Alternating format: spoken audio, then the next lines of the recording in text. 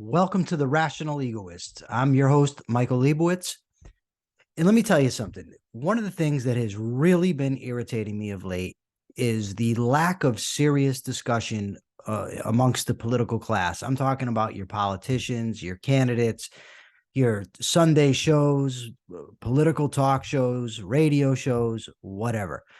It seems like they'd rather have a food fight over what happened on January 6th than actually discuss real issues. I mean, we have a $31 trillion debt, 31 trillion plus, for God's sake, and nobody seems to care about it. I mean, where's the discussion about the purpose of government or individual rights or what economic system is going to bring us the best results? There's none of this. Nobody does that. They just come out there and they argue over things like whether to spend $6 trillion or $4 trillion, or whether Medicaid should be financed a little less or a little more. But nobody's really getting serious about these things. So today, I figure what I'd like to talk about is capitalism and the arguments for capitalism. So traditionally, there are fundamentally two arguments that are made in favor of free enterprise. One of these arguments is the utilitarian argument, and this is exemplified by economists such as Adam Smith, Ludwig von Mises, and Milton Friedman. And the other argument is one based on individual rights. This has been argued by philosophers like John Locke, Frederick Bastiat, and the great Ayn Rand. So let's start with the utilitarian perspective. Essentially, what the utilitarian perspective is that capitalism should be adopted because it's going to create the greatest prosperity for the general public. It's going to create the highest standard of living for the most amount of people. Adam Smith in 1776 made this argument in his book, The Wealth of Nations, actually an inquiry into the nature of causes of wealth of nations. And he argued, and pretty effectively, that the more relative economic freedom a country had, the more prosperity that country was going to have. Ludwig von Mises made the same argument, in my view, far more effectively than Adam Smith. And he demonstrated the same thing. And he went so far in his 1922 classic Socialism as to prove that socialism cannot work. Now, what does that mean? Socialism cannot work. What it means is that the people who favor socialism have goals for society. They have results that they want to achieve. Socialism cannot achieve the results that these people want to achieve. Mises demonstrated that. And then there's Milton Friedman. Milton Friedman is probably the most well-known of the three, the most popular of the three. I like him. A lot of people don't. There are certainly some arguments of his that I disagree with. But one of the things he did very effectively was to demonstrate that capitalism is far superior to socialism. And he did that by pointing to countries that had relative economic freedom and comparing them with those who were relatively socialistic. Now, I say relatively. Why? Because no country has ever been fully capitalist and no country has ever been fully socialist. But we do have what might be called natural experiments where countries more or less approached capitalism or more or less approached socialism. So Friedman took, say, Hong Kong and mainland China and showed that Hong Kong, which had a freer economy, far outperformed China. Taiwan, similar thing. Same people, same geography. Taiwan far outperformed mainland China. Then you could take a look at North Korea, South Korea. Again, it's the same thing. South Korea far outperformed North Korea.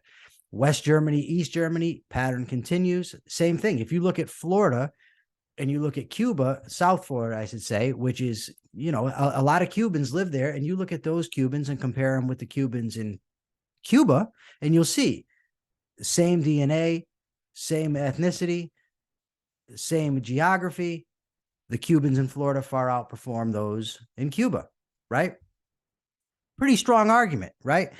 If you want to have the greatest success for the greatest amount of people, capitalism's your thing. Maybe some people are thinking there doesn't need to be another argument. I disagree. Unfortunately, there is another argument. And this goes back at least to John Locke. So John Locke argued that people have the right to life, liberty, and property, and that the purpose of government is to defend those rights. And that if government goes beyond those or beyond that obligation to defend rights and starts violating rights, then it's an improper government.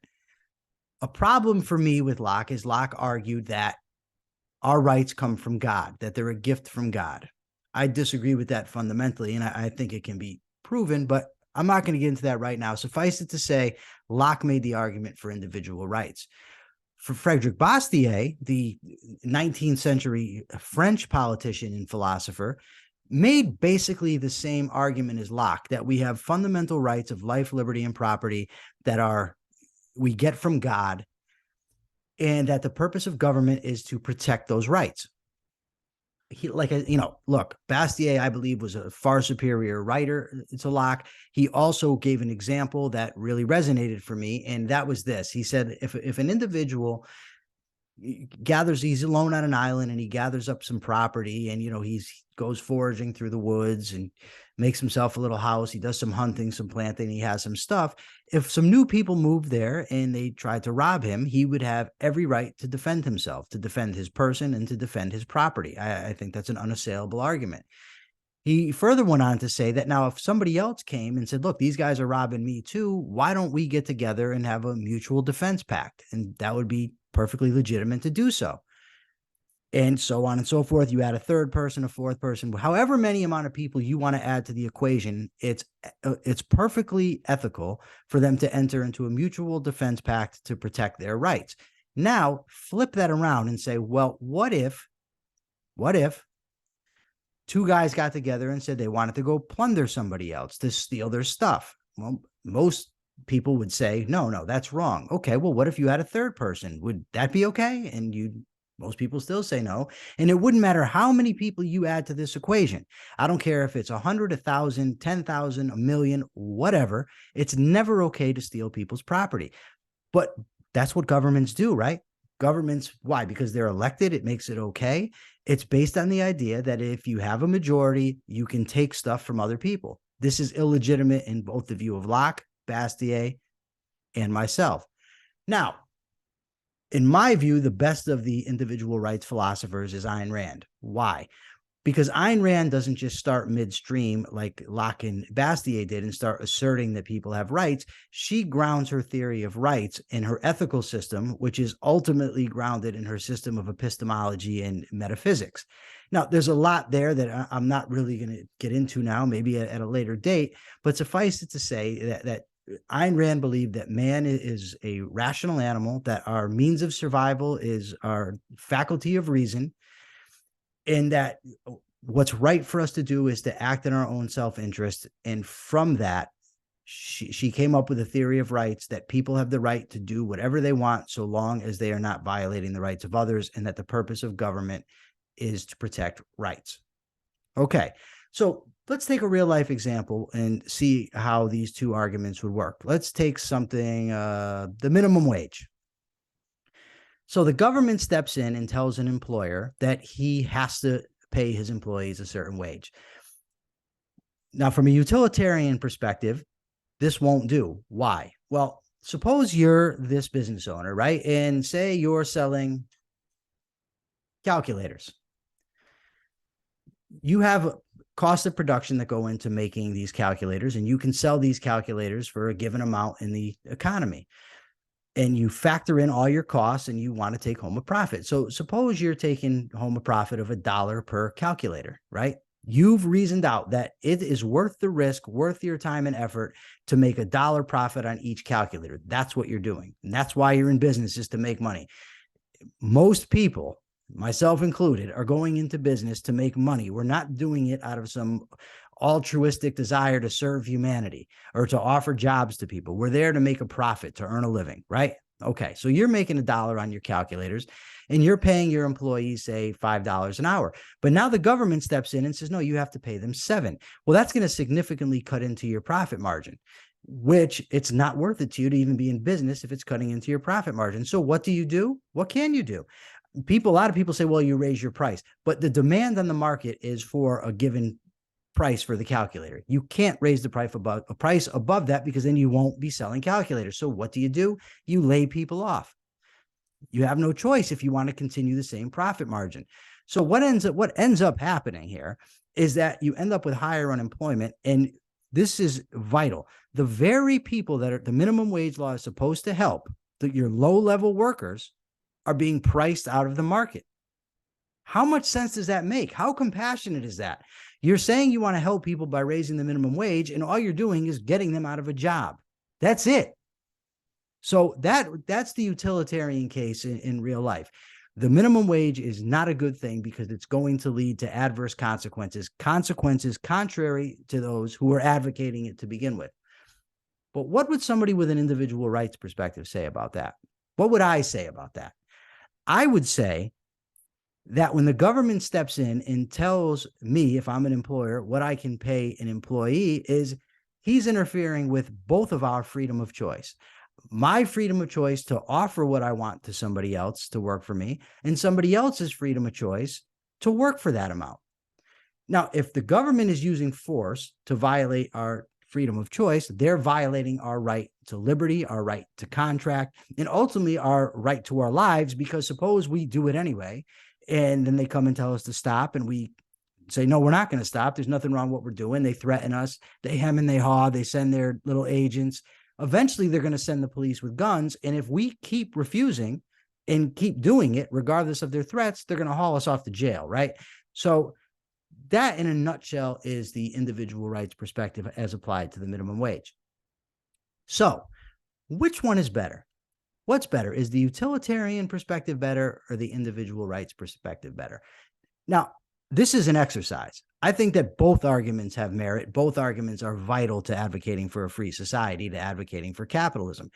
But conceptually, I think it's important to identify what the appropriate argument is so that we don't end up chasing our tails in arguments where somebody says, well, what about this? What about that? What about this?